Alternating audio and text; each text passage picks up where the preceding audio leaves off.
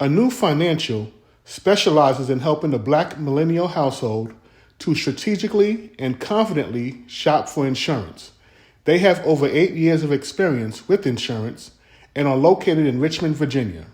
A New Financial is a certified Black owned business and a one stop shop for anyone who wants help with auto, home, business, life, and health insurance. They have your life covered. Call them today at 571-402-4208 and let them know that Malik's First Job sent you. Thank you. Malik's First Job, Financial Principles for Teens, is an excellent resource to get your children started on understanding the basics of financial literacy. This book, which is set in Brownville, Brooklyn, about a young man who gets his first job and then shortly thereafter sits down with his dad to learn how to manage his money. There are several topics that are covered within this work, such as paying yourself first, disciplining your spending, knowing the difference between an asset and a liability, creating multiple sources of income, as well as the importance of being charitable. So again, if you want to get your children started on understanding finance and becoming responsible adults, we highly recommend that you purchase the book, Malik's First Job, Financial Principles for Teens. So please visit maliksfirstjob.com to get more information. Peace. I would honestly say make sure that you have passion behind what you're doing. With passion, you just honestly can grow from it, and it just gives you something to always look forward to because you can use your creative style and just keep going.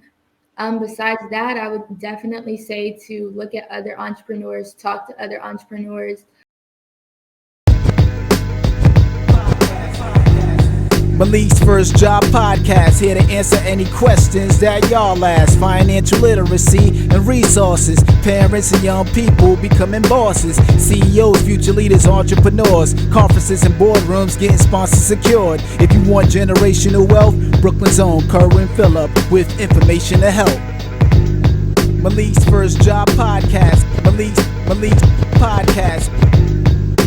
Brooklyn's own Kerwin Phillip. Kerwin Phillip.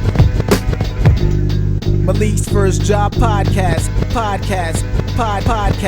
Brooklyn's own Kerwin Phillip. Generational wealth. All right, greetings everyone. How you doing? Welcome to another episode of the Malik's First Job Podcast, where we focus on leadership, entrepreneurship, and financial literacy for parents and teens. Today we have a special guest on the episode this evening. We have a student, athlete, entrepreneur, Naziah Washington. How you doing, Naziah? I'm good. How are you? I'm good. So for people who are not familiar with you, tell them about yourself. So I'm 16 years old. I own two businesses, and then I also play mini sports. Okay. So tell us about your two businesses. So one business that I owned before my current business was a jewelry business, which is where I made handmade jewelry and sold it around my community. And that's how I made money to open up my business that I have currently, which is Flick Factory, a Selfie museum. Okay, great. So for the first business in which you started, how old were you when you started that? I was roughly 15, 15 Okay, going on 16. okay. And what made you want to get into jewelry? So I actually have an aunt that sells jewelry, and as I bought jewelry from her, she used to let me help her make her jewelry, and that's how I branched off and started making jewelry on my own. Okay, and what kind of jewelry was it that you were making? So things like earrings, necklaces, charm bracelets, and then if anybody asked me for special jewelry such as anklets or anything, I would also do that. Okay, okay. And then, like, where would you sell the jewelry? So I did have an Instagram account, and then I also had a website. I eventually stopped using the website just because business wasn't coming through, but I did get a lot of sales through Instagram, so it was just more beneficial. Okay, cool. So you were selling jewelry, and what made you transition from the jewelry to Flick Factory? So I actually wanted to move into doing something that being that my aunt was more of the jewelry type of person, yes, I liked it, but I didn't really have a passion for it. And so I wanted to do something that I had a passion for and that I could grow from. And so that's where I started looking into opening up the Selfie Museum. Okay, so tell us about Flick Factory. Exactly what was the concept and everything behind it? So, Flick Factory is a selfie museum in Richmond, Virginia. Basically, when you come into the space, we have over a dozen rooms curated with different themes, different styles, basically to fit everybody's personal style, uniqueness, and anything like that. We did change our rooms quarterly, so each room would be fresh and different for different crowds that came through. Um, when I did start Flick Factory, I came up with the rooms on my own. And then as I progressed through the business, I let the clientele come up with rooms and I would change them with my creative style. Oh wow, wow. So what was it about, I guess, a selfie museum that gravitated you towards that particular type of business? So, with my dad being in the military, we were stationed in North Korea. When we were when we were there, wait, we weren't stationed in North Korea. We were stationed in South Korea. We were Okay. stationed Oh yeah. in Seoul. And when we were there is when I seen selfie museums, and they weren't necessarily selfie museums, but just interactive museums where they were more hands-on. And in Richmond, the only thing we really had was a children's museum. And so with Flick Factory, we were open to all ages, and we were really welcoming to just anybody that wanted to come in and take pictures and make long-lasting memories. Oh wow, wow, wow. And I remember, because when did you open that business? We I remember opened seeing up May 31st, what year? May 31st of 2021. 2021. Okay. All right, great. And that's a good date too. May 31st. That's my birthday. Ooh. Yeah. So so you had the Flick Factory, and what was it like running that business? So running the business, I wouldn't say it was easy in any way. I don't know if it was because I was 16 or if it was because we were in a pandemic, but it definitely had its ups and downs. But overall, I liked it, and I feel like it showed me a different way to look at things. I learned from other entrepreneurs. I went to a lot of webinars and seminars to figure out how to brand for my business since it wasn't the same as jewelry. And Right. so I feel like I learned a lot, and I'll be able to use that when we reopen. Oh wow. Okay. You said reopen. Now, uh, well, we'll talk. We'll touch on that a little bit later. Okay. So, all right. So, so what were some of the challenges that you faced while you were running the business? When running the business, I feel like with the COVID restrictions, I wasn't able to have as many customers in the space at one time. And so I feel like it messed up my clientele a little, or like when we had people asked to have bigger parties in the space, I wasn't able to accommodate for them. And then also the size of my space, I would like to offer like more rooms, more just space for people to come in and just have fun because even with the COVID restrictions, it depends on the size of your space on how many Right. people you can have in at a time. Okay. Okay. Now, how are you able to balance, running a business, playing sports, and your school time? So it was really the help of my parents. When it came to doing sports, I did stop doing sports for the time being just because it was a lot to handle at the time. But Right. school was definitely first, always, and then came Flick Factory.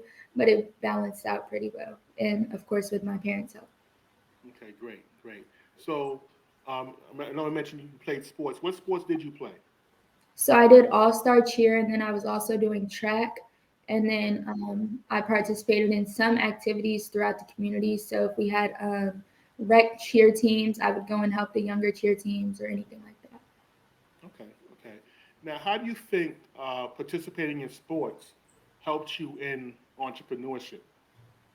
I feel like sports shows you leadership and it also shows you how to work with other people and take criticism. And so when I went into business, I was able to listen to other entrepreneurs give me feedback on my business, not bad feedback or not good feedback, but just a little bit of both, how to grow my business, what things I could change. And then the leadership. At one point, I was the captain on my cheer team. And so I feel like that helped me go into entrepreneurship and running a business. Okay. Okay.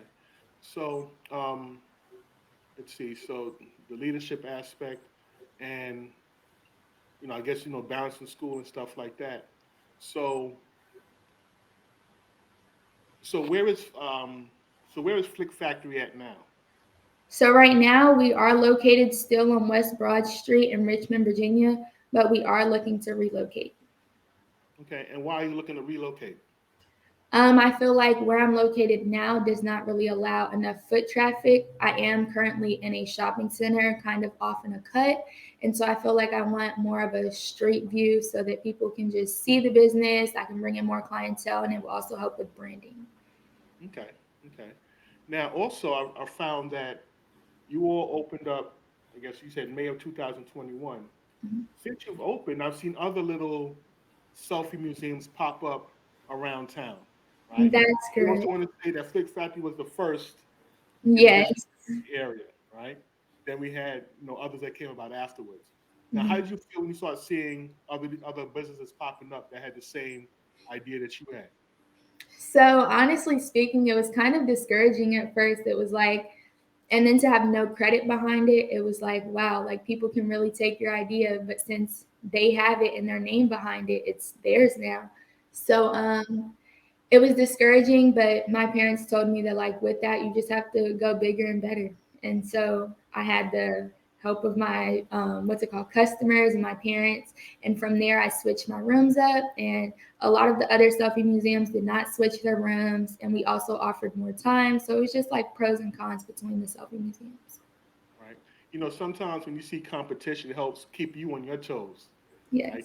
Like, okay, I got somebody that's trying to take my spot, so I got to kind of Yeah. switch things up a bit, right? So, so competition is good.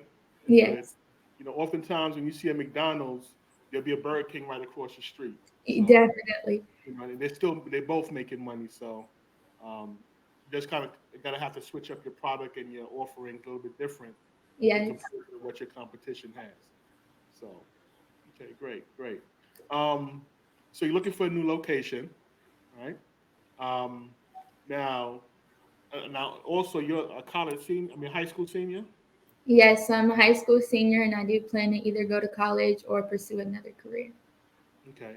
So let's say if you continue to pursue Flick Factory, how are you going to incorporate that with your school or whatever else that the future holds for you?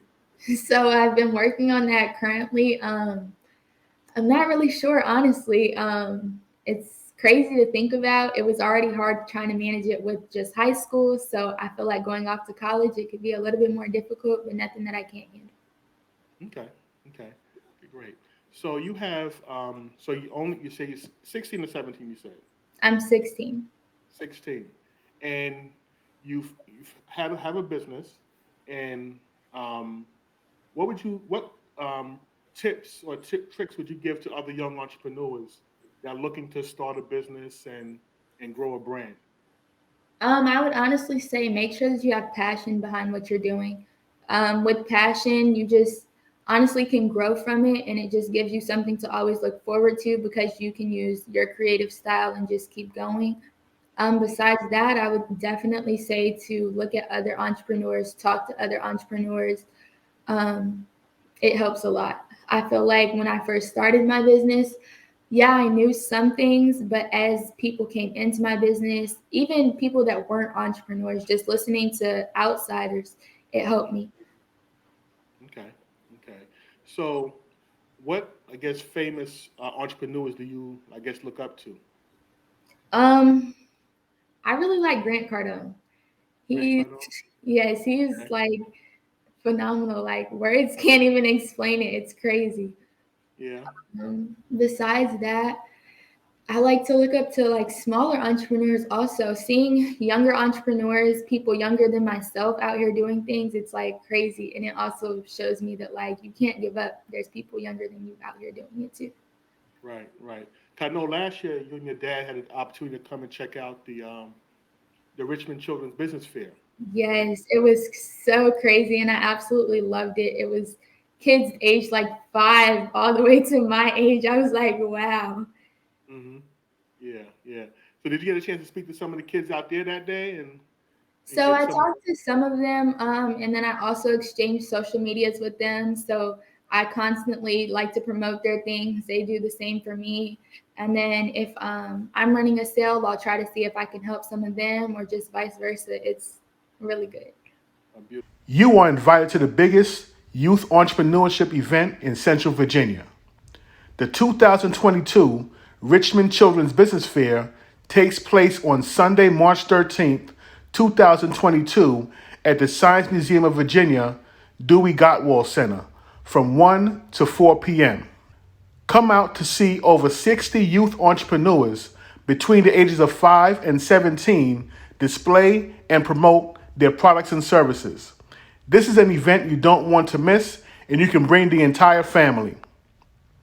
The 2022 Richmond Children's Business Fair is brought to you by the Youth Business Exchange, the Metropolitan Business League, the Urban Hang Suite, Titans and Tiaras, Dress for Success Central Virginia, Innovision Consulting, and the Malik's First Job podcast.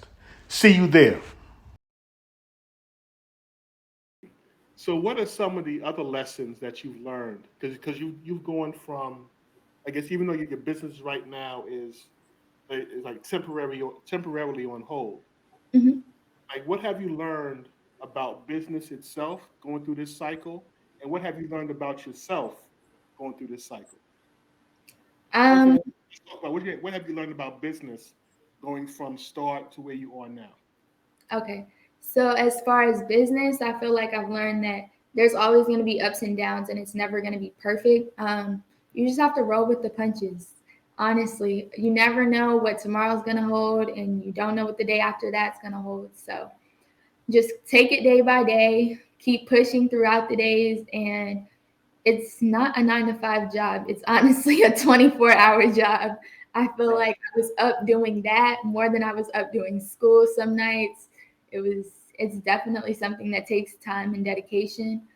Right. Um, as far as personally, I've learned so much about myself, even my confidence. I kind of lost confidence throughout the process. As you stated, there were other selfie museums that came about, and it only discouraged me at one point.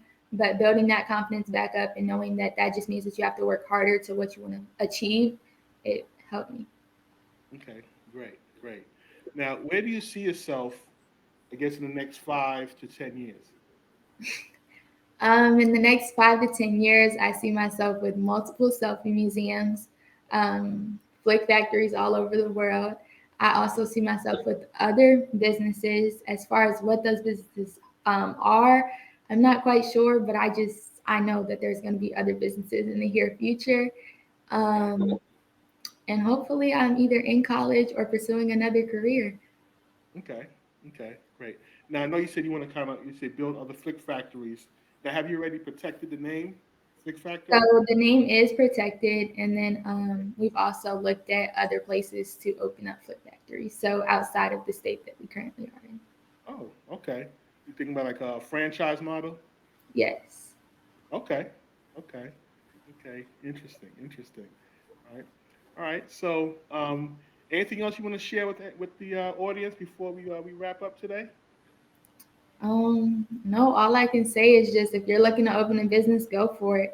I mean, it's either going to make it or it's not. And if it doesn't, there's always a different path to go down, whether it's the same business and revamping it, or if that's another business that you have in mind. You just have to try it. Okay, okay, great, great. All right. Now, wait, hold on. Before you wrap up, now I know your dad and your mom are also entrepreneurs. Yes. Okay, so what have you learned from them, from watching them work their businesses? I've learned that they made it look easy. Definitely. It's not as easy as they made it seem. Looking from the outside in, it was just like, oh, they go into their storefronts every day. They come back home, they're making money. Okay, that's all. But it's definitely a lot more that goes on behind the scenes. But with them already having businesses, I guess it gave me connections to other entrepreneurs that were not just my parents, because sometimes it's hard taking the information straight from my parents and just rolling with it. Okay, okay, right. Now, I also know that you mentioned that you lived overseas in South Korea Yes. before, right? Now, what was life like living over there in comparison to living here in the States? I would definitely say it was a different experience, but an experience that I would not trade for anything. I actually like living over there a little bit more than living here. It was Okay, a different lifestyle. The kids my age were doing things that you would see an elderly person here do. Like, it was just so crazy. Like You what, for would see example? kids, like you'll see a kid at 9 o'clock in the morning taking a train to go to school. Okay. The Wow. kid's like 9. Why are you taking a train by yourself? Like, where are your parents? But they're Right. just very independent, and I feel like that also helped me with leadership and independence now since I was there at a younger age. It was just kind of instilled. Oh, wow. Wow. Interesting. Interesting. So you say you like it better over there than here? Yeah, it was definitely different, and I think that's why I liked it. It's always good to see change every once in a while. Get out of your small circle that you're always in. Right. Right. Okay. Okay. Great. All right. So for those people that want to follow you and keep up with your progress with your business, where can they find you online? You can find me at Flick Factory RVA. It's FLICKFACTORY RVA. And that's where we post on Instagram, Facebook, and TikTok. We post periodically, but we are consistent. On TikTok, you can definitely tag us in your videos and we'll repost them. And the same goes for Facebook and Instagram. Okay. Great. Great. All right. Well, thank you for joining us today in Thank today's you for episode of having Lead me. First Job, and definitely, want to wish you all the best in your future endeavors. I know Flick Factory will be back and back with a Yes. vengeance, so we're definitely looking forward to it. Well, thank you so much. All right. You have a good evening. You too. All right. Take care. Today is a great day to start your own podcast. Whether you're looking for a new marketing channel, have a message you want to share with the world, or just think it would be fun to have your own talk show, podcasting is an easy, inexpensive, and fun way to expand your reach online. Buzzsprout is hands down the easiest and best way to launch, promote, and track your podcast. Your show can be online and listed in all the major podcast directories like Apple Podcasts, Spotify, Google products, and more within minutes of finishing your recording. Podcasting isn't hard when you have the right partners, and the team at Buzzsprout is passionate about helping you succeed. Join over 100,000 podcasters already using Buzzsprout to get their message out to the world. Let's create something together. Follow the link in the show notes and let Buzzsprout know that we sent you, and that'll get you a $20 Amazon gift card if you sign up for a paid plan and help support our show. Thank you very much, and let's be great podcasting together. Peace. Generational wealth.